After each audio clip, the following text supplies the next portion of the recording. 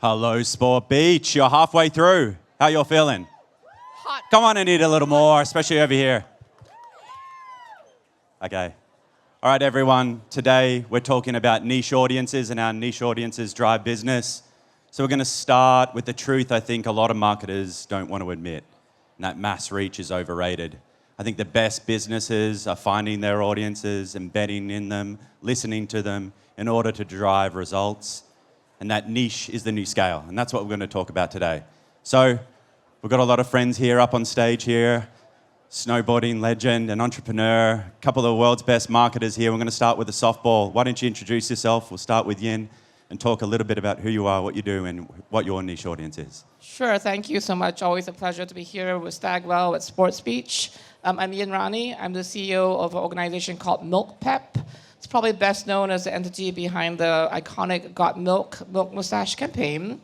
And this topic is really pertinent for milk because we're one of the most high penetration categories in the world. 9 out of 10 US households have milk in the house. 7 out of 10 teenagers drank milk yesterday. So we are the quintessential mainstream mass brand. But as Josh alluded to, mass is dead. So we have been on a journey to figure out how do we tap into communities and ripple out into the bigger audience. We don't think of them as niche. I think that maybe minimizes the importance of them. We think of them as passion points, and we want to meet people on their terms. And so for us, running and sports is a big commitment, and esports is the other big community that we're part of. Okay, now we're going to throw it down the end here down to Scotty, who's definitely the best Australian on stage. Hi, Scotty. Hi, how you doing? Hi. I'll take that. I'm going to hold on to that forever. Might need a translator here soon, but hey, you can hear us. So, snowboarding legend, entrepreneur, great creator, great use of like digital media. Talk about how you use those things to connect with like your niche audiences. Yeah, well, thank you for having me. I'm really excited to be here. I'm a full-time professional snowboarder, and part-time today I'm going to try and not look like a fool when I talk about business in front of the best marketers in the world. So pray for me. But no, I'm really excited to be here because not only obviously being still presently a competitive snowboarder, I became an owner, investor and advisor for the X Games business, which is a super exciting business in action sport. And I would say that skating, surfing, snowboarding is relatively niche, although it is a huge industry. And for me, daily, it's been a really fun challenge for me to try and bring into the business what I've learnt as an athlete and where we can be better from the athlete experience perspective, but also how to create more fandom for people that are not fans yet of X Games and breaking down those really important things so people understand what I do and what all the other athletes do. So, yeah. Yeah, and Scotty, you're a great creator. You make great content. I was actually going through it last night. Worth a follow, Scotty James 31. How do you approach and think about creating content that's entertaining, not just for folks that are interested in snowboarding or snow sports, but maybe for a wider audience that maybe hadn't even seen snow? Yeah, thank you, firstly. Yeah, to be honest, our strategy with social media is we need, there's so many amazing, talented people out there in the world, sports people specifically. And generally for me, what always draws me into those people that I love the most is the ones that I find I can find the most relatability to. And we always say our strategy is give people access to my camera roll. So if I'm being silly or I'm doing something with a family or I'm being authentic, I'm being me, then that's where people can find a lot of relatability to myself and my content, and then that's how I draw them in to then try and be potentially interested in what I'm doing. And being an author and being an investor and being an entrepreneur and being an athlete, that's kind of where I try and bring in, I guess, my niche audience that maybe they do find me funny or maybe they don't. Both is fine, but that's how I try and do it to then tell my story as on a professional level. Yeah, it's great stuff, great stuff. All right, Dick, one of the biggest shippers in the United States, Old Dominion Freight Line, obviously a business-to-business proposition. How do you think about connecting with freight decision makers and getting after those folks? So for us, our core target, if you talk about niche targets, is a freight decision maker. So someone who's making that decision on a daily basis to either ship with Old Dominion or ship with FedEx or one of our competitors or something like that. And so for us, the thing that we really think about is, even though it's business to business, people buy things from people. And so for us, one of the things that we really focus on is building a relationship with our customers. And so one of the cool things is that for our sales folks, on a daily basis, they're calling on 8 to 10 customers a day. And at best, maybe they're going to get about 15 minutes with that customer. And they're focused on a problem, getting a resolution to something like that. But we've made a big investment into college sports. So we sponsor 44 schools across the country. And the really awesome thing about that is, if you think about that, you take someone to a tailgate at Notre Dame Stadium or at Nebraska or whatever, or LSU for 2 hours ahead of a game, then you stand next to them for 3 hours. You run out of business things to talk about. And all of a sudden you start talking about their dog or their kids or their family or where they like to go to restaurants or vacation. And now you've got a relationship. So that when a competitor comes in and they say, hey, we can do the same thing as Old Dominion, except we can do it for 8 to 10% less, they're going to say, you know what? I trust Wendy. Wendy looks after my business like it's her own. I know her kids, and I'm not willing to risk that. And so for us, it drives a lot of value for us that people and we try to focus on can't buy experiences, and it really builds that relationship that just turns dividends after dividends for us long term. Yeah, and when I think about some of the work that we've done together, we're one of the biggest sponsors of college athletics in the United States. We just finished an amazing campaign with 44 schools, 18 mascots coming out, shout out, ESPN Game Day this year, start of season, look out.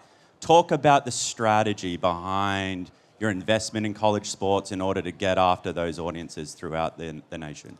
Yeah, so we really are known, we're the number 2 in size behind FedEx, but we really are known for tops in quality. And so for us, what we've been able to pair that is, we work hard to be the best in the game. And we really focus on that through the relationships, our customer service, delivering on time and in full. And so what we were able to do is leverage our investment in college sports to help reinforce that. Because we sponsor University of Michigan, we sponsor Texas, we sponsor all these schools that are the best in their game. And so really kind of pairing that with what we're doing with Old Dominion drives great awareness. I mean, you see us on ESPN College Game Day with the bleachers. We were just talking about that. And it's huge awareness. So when our sales folks go in to visit a new customer, they're like, Old Dominion, I saw you on game day. Tell me about that, right? It, for us, is a huge door opener. And the ROI, we measure everything. So the ROI that we get on that from a hospitality basis is 20 to 1 on a contribution basis, not revenue. So it is driving business for us in a big way. Right. Wendy, H&R Block, taxes. Everyone has to file taxes, apparently. Yes, IRS, I filed mine.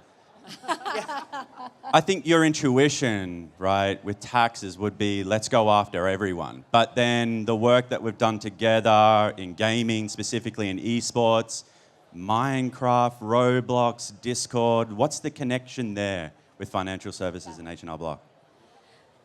That used to be our strategy because 160 million people every year in the United States do have to file their taxes. But when you stand for everyone, you stand for no one. And so over the course of the last couple years, when we've started really trying to reach niche communities, we've been able to build relevancy. Specifically, the strategy behind gamers is to appeal to Gen Z, because we know the sooner we can get somebody into our tax prep family, the more likely they are to stay with us. Dick talked about relationships. In tax, we talk about something called inertia. Once you have somebody that you select for tax prep, it's really hard to break up. Feels like a lot of work. I don't want to have to switch. And so the earlier we can get people into our brand, the better. And so hence Gen Z, specifically gamers, and we're seeing a ton of success in the platforms you mentioned, Josh, Discord, Minecraft, Roblox, etc. Do you want to talk a little bit about Discord? Because something I find fascinating about your business is your ability to build a community in gaming and in Discord, and one of the biggest Discord communities for financial services on the planet. So you want to talk about the work on Discord? Yeah. And admittedly, I'm not on Discord, and that's okay. And I think that's what's making these strategies great is when the team and the folks at GALE bring us ideas, and I'm like, never heard of it. Let's do it, because I'm not the audience. And so I think that's a key to building relevancy with these niche audiences, is obviously going where they're going. Super proud of the success that we've had in the Discord community, which is to pair these digital creators with our experts to bring them advice. Digital creators might not think of themselves as small businesses, but they are. So in addition to tax help, they need payroll and bookkeeping and other small business advice that we can offer them. We have 25,000 followers on our Discord community.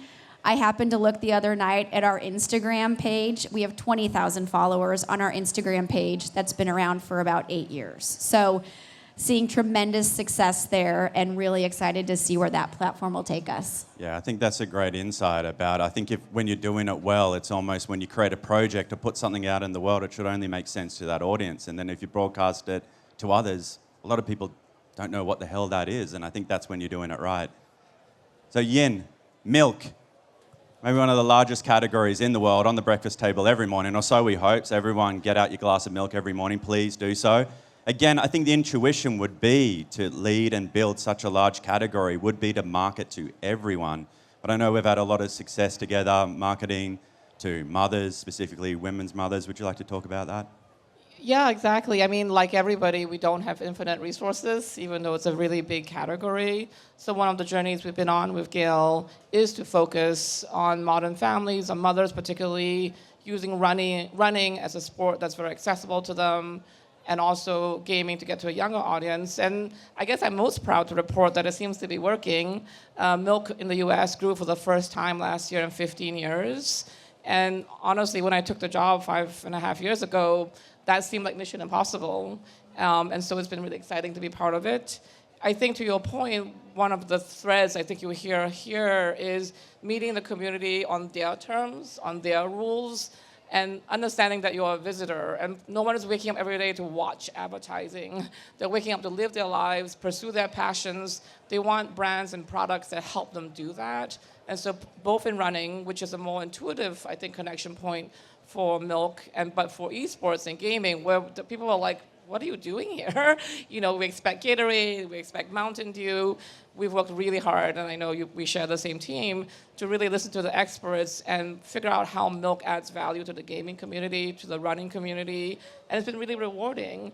And to your point, I do think that experiences and support designed for that so-called niche community, at least for us, travels maybe better than we thought.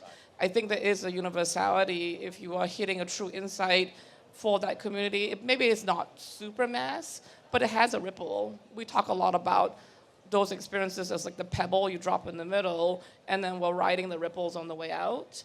Especially for milk, like we're not going to be successful in only niche. We need the niche to be the thing that halos, basically. Yeah, and you've really doubled down on specifically runners and women's running. And it would be amiss to mention at Sports Beach this year, every women's marathon, the marathon built by Milk, designed for women, built from the ground up quite literally, no small task, is in its second year. Shout out to Scottsdale in November. I know we've got some runners in the house. We'll see you there. You want to talk about that program and how that's performed for the business? Yeah, it's been a real labor of love. Milk has been supporting athletes literally for 10,000 years, right? We always talk about ourselves as the OG performance drink before all our competitors. And so a couple of years ago, we actually started by hacking the New York City Marathon. We're not an official sponsor, but we wanted to support the female runners particularly, and we created a great experience for them. And the outpouring of support was really deep. And we learned that many runners and marathon runners don't feel like races are designed for women. And it was so successful that we went on to replicate that at New York, Boston, Chicago, and 12 or 15 regional races. And again, the support was amazing. We got so many people to sign up for Team Milk, looking for fuel, looking for community. And so in 2024, based on GALE's recommendation, we were like, we can create our own ownable property. It was a bit of a roll of the dice, but it was a huge success. We sold out the race. Obviously we hit our targets, but honestly, the qualitative part was so powerful of all these women coming together, really having a moment. And we're doing it again, as you said. And interestingly, both qualitatively, but importantly quantitatively, we have a ton of both attitude and sales data that make the ROI very worthwhile, which is why we're doing it again. And it's lovely in a marketer's career, we could do something that's meaningful for society, meaningful for your audience, an amazing experience, and it drives sales. So therefore, we're doing it again, and we're excited. Please come and run. Yeah, come. I'll see you there in November. That deserves a round of applause. Okay, let's talk a little bit about how we get to our audiences, because they're not just plucked out of thin air. Wendy, you want to talk about the data or the insight that made you choose Gen Zers and specifically in the gaming vertical? Yeah, I mean, I touched on the fact of why Gen Z was important to us. And so then when we started digging into how we reach them, one of the really interesting data points was 65% of Gen Zers admit to spending more than 3 hours a day gaming, which at first I was like, that's crazy. And I'm like, well, I can see it. And so to Yen's point, we felt like gaming and introducing ourselves in those platforms in a really organic way would be a great opportunity for us to get in front of them. So that was the insight that drove us to gaming. How we've showed up in these different gaming experiences within Minecraft and Roblox is very organic. I don't know if anyone is familiar with our mascot, or what we call our taxcot, Max. Max makes an appearance in these games, and it's just a really organic way that we've integrated into the games. We've seen our branded content in these platforms, branded experiences, I should say, outperform 2x other branded experiences. So major kudos again to the GALE team for not just showing up and being disruptive, but really integrating the brand in an authentic way. Thank you. Scotty, interesting question for you. What performs better on your socials and in your digital media? Is it the McTwist Halfpipe flip? Or is it the hilarious content you do with Chelsea? Well, my ego, unfortunately, gets really hurt because I put up these tricks that I think are very impressive. They are. Thank you. But no one seems to care at all. So we're at a constant battle with the reality, which is, me doing my job, which is a snowboarder, but then trying to find relatability with my audience. And my audience enjoy me, playing around at home, or having a good time with my friends, or the training, or the things that they can also do and maybe act on in their life. And so yeah, it is a funny one because you would typically think that would draw in people that are interested in snowboarding, but my broader audience has really come from probably more so my lifestyle and the way that I go through my life, which, to be honest, I really like, because it's a lot more sustainable. Because yes, sport has a timeline. And I do love it, and I plan to compete for a very long time. But the people that follow me don't follow me for what I do on a professional level. They're doing it presently because of the way that I'm going through my day, which is fun, and I can do that forever. So it's a good question. You're genuinely funny, taking Inspired Unemployed's mantle, I think, next. Dick, I think freight decision makers, there must be only like a few thousand in the United States, right? And I think getting after them in such a niche and a niche and a niche. How do you think about using media and data and insights to talk to them? So for us, actually, the GALE team works really, really hard to find these people for us digitally.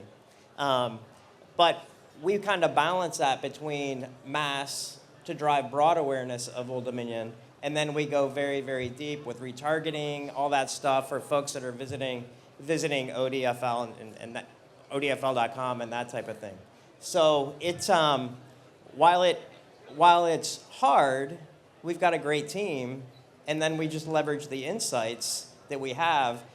And for example, as we look at sports is sexy, but it's hard, right? And we've got 261 service centers across the country, and so we very, very strategically picked schools that have a passionate fan base, that are in markets that matter, and then we've built those relationships with the school, and then leverage that to drive that relationship with our customers. And so it's really a combination between mass and then hyper-personalized hand-holding attention for our customers that really drives it. And it's truly an awesome thing to see because the loyalty is fantastic for OD. Yeah, it's a great strategy. Wendy, look, we're all marketers here and we succumb, I think, to the quarterly pressure of the numbers and those like short-term gains.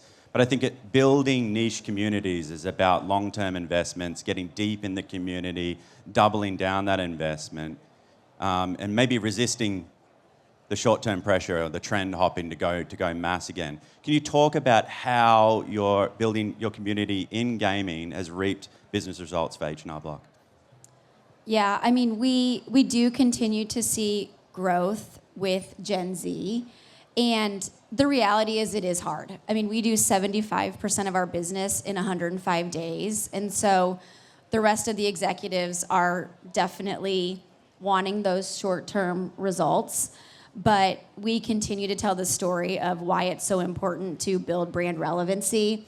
We consider ourselves a well-known brand, but not a well-loved brand. And so, I mean, I'll be honest, it's hard, but we're continuing to share that story of why it's important, and they're starting to listen. So I think we'll be able to continue to sustain the momentum and just keep showing, you know, patience is a virtue, especially in this space, and that it'll pay off in the long term. Yin, similar story. I think a lot of the work that we've done together is interesting, it's innovative, sports related, but has incredible return on investment. You want to talk about some of the business impact some of those audiences have had on milk and selling gallons? Yeah, I'm sure like a lot of people at this conference, measurement is very important to what we do. I think it's very important to have a scorecard that's balanced between the short term and the long term. And we're very lucky at MilkPEP because we have made a decision with the board's support that upper funnel attitude change was the thing that we could uniquely do. We're also aware that that has to drive sales. So our scorecard very much balances attitude shift that eventually results in sales. And I think in 2024, we did hit our stride. And so we have been seeing really great attitude gains over the last several years. For example, teens think of milk in terms of cultural relevance has gained 11 points in 3 years. And those of you who follow the teen audience, like that just doesn't happen.